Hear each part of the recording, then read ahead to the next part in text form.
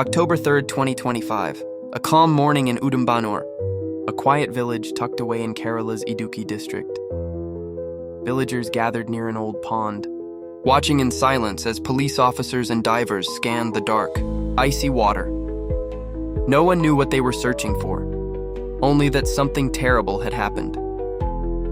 The pond was 60 feet deep, its surface still and cold. The divers went in again and again, battling the chill, searching for a small object that could change everything.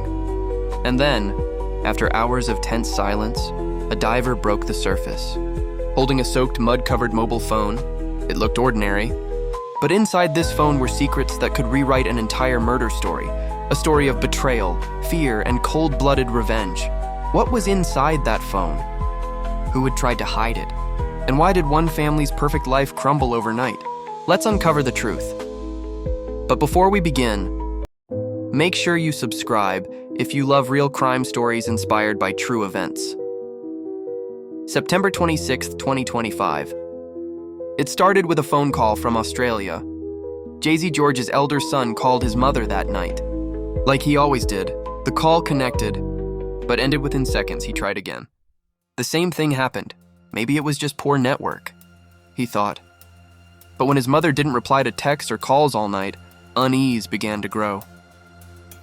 By morning, panic had taken over. Both brothers tried calling their father, Sam George, who was still in Kerala. Sam picked up, but hung up again in just a few seconds. When they called back, their calls were rejected. Something wasn't right. One of their friends in Kerala rushed to Jay-Z's home in Kottayam. At 12:30 p.m., he stood outside her gate. It was locked from the outside, no sound. No movement. No response. He shouted her name. Silence. Moments later, the police arrived inside the house. A strange, pungent smell of chili powder filled the air. On the table, a small damp towel. In the kitchen, a shattered glass. On the door handle, greasy, oily stains. The entire scene screamed, something happened here, but Jay-Z was missing, and so was Sam. The police sealed the house and called in the forensic team. Fingerprints, fibers, stains, everything was documented. Then came the first big discovery. All the CCTV cameras around the house were switched off, and when they checked the DVR recordings, a 2-hour gap from 10:30 p.m. to 12:30 a.m., the footage was completely missing. Exactly the same hours Jay-Z had vanished. The next morning, Sam returned home pretending everything was normal. When police questioned him, his answers were cold and mechanical. "My wife probably went to see a friend," he said. "We live in the same house, but we don't really talk anymore." The officers weren't convinced.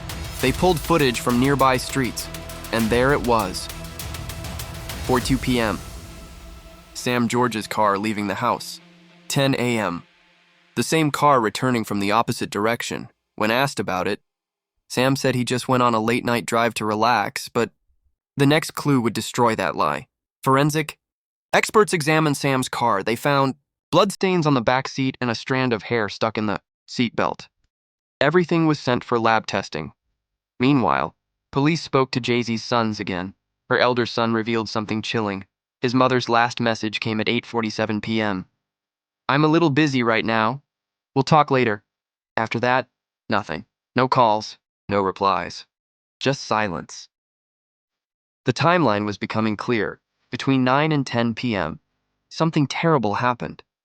When police tracked Jay-Z's phone, the last location pinged near MG University, a lonely stretch of road far from her home.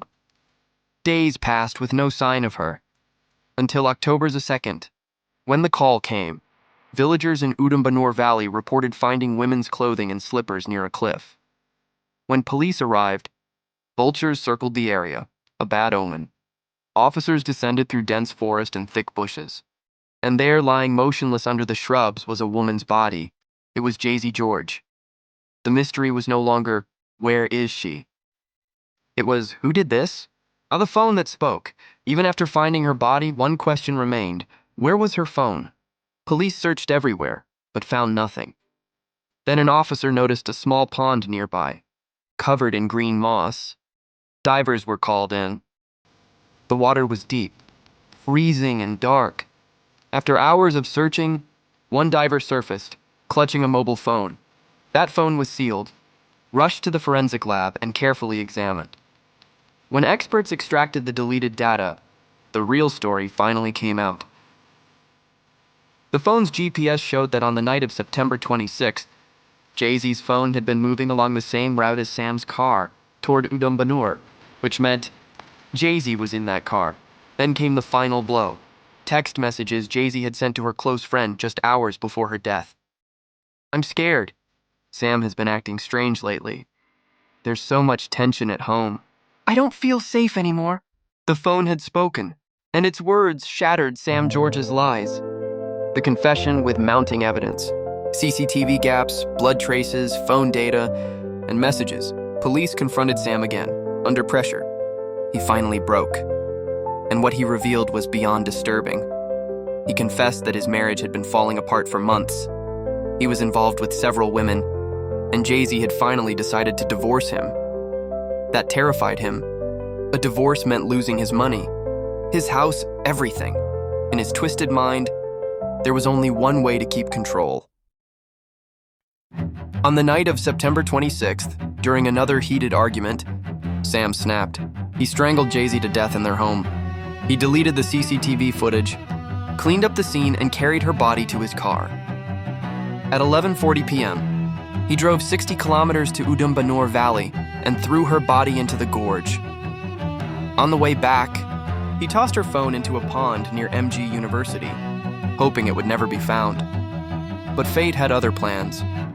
The same phone he tried to hide became the key witness against him.